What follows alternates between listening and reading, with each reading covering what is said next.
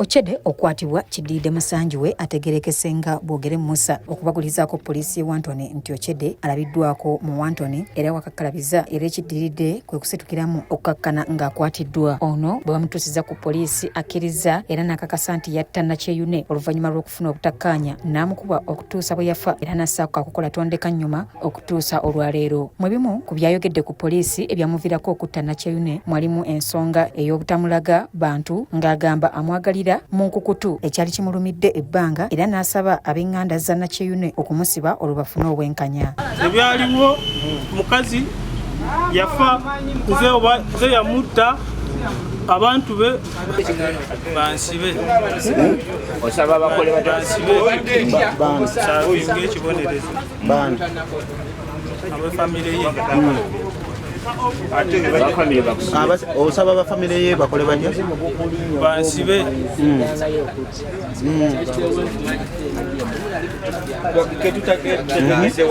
abamu ku batuuze ababaddewo nga Ochede akwatibwa bannyonnyodde ebibaddewo kw'ossa n'okubwatuka kw'amasasi era ne beebaza poliisi olw'omulimu omulungi. yawo ne tuvaayo ne tutandika okunoonyereza naye olwaleero era mbadde ndi ku mazzi neefuna amawulire g'omutemu nga bamukutte era kutambulirawo nenjijja ku poliisi emukono omutemu tumulabeko twabe ekituzzaako se. Ssennyonjo David Kiwanuka kitaawe w'omugenzi agamba bamaze ebbanga lya myaka 2 nga banoonya Ochede era nti oluvannyuma lw'okutta muwala waabwe yadduka ng'era ensonga zakwasibwa bamateeka abadde bazirondoola ng'era olwaleero lwakwatiddwa nabo bakkakkanya emitima era ne basima poliisi olw'omulimu omulungi gwekoze. Bwogere Musa nga yaliko bba wa Nakyeyune agamba nti omusajja we ono yatta Nakyeyune lwa nsonga za byanfuna era nti amaze ebbanga nga basindikira obubaka obukuddaala. Ono asinzidde wano ne yeebaza poliisi olw'omulimu guno ate ono asabye ebitongole ebiramuzi okukola kyonna ekisoboka bafune obwenkanya. Mutemu yatta omukyalo bajjako ewange nga banoonya pikipiki ey'okugula namulaga piki zaali 2 n'agamba nti tazaagala ndooza ye yali antegedde nze nti ndi omu ku musanji we.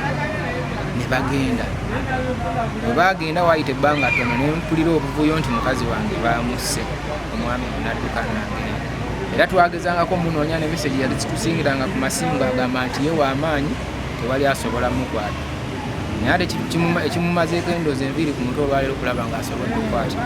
Kalo yali yasalwamu olulimi ate nga yayiibwamu amazzi agookya mu mubiri gwe mu mubiri yamwasamya mu kamwa n'amwiwamu amazzi. Nanteza Gift muwala w'omugenzi annyonnyodde ebyaliwo mu kaseera nnyina we yattibwa era n'asaba obwenkanya okuva eri ekitongole ekiramuzi. Ebisumuluzo bye bya piki namusaba newe agende yaggyeyo engoyezi kati mufuna obutakkaanya. Mama ekiro yannyuka ku mudaala n'addayo ewaka yeggulira bulungi n'ayingira kati agenda okweggulira nga ye yayingidde n'amusookayo mu nnyumba kuba yali amuwadde ebisumuluzo agende ewaka aggyeyo engoye ze agenda okuyingira mu nnyumba nga mwali. Bwe yatuuka mu nnyumba ne bafunamu obutakkaanya ne bayomba ne balwanagana kati n'amusinza amaanyi.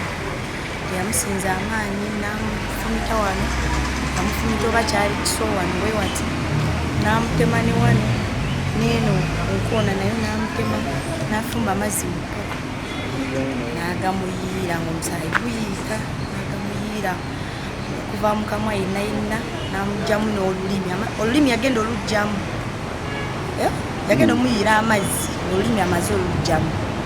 Sente zitakola kyezitaliiwo nambuuza tumukolere kikonze mu mukwati bakiitu n'atandikira awo naye kati poliisi kemukutte sembadde nsaba kimu poliisi mama nga afune obwenkanya kuba efa gye yafaamu yali yantiisa nnyo.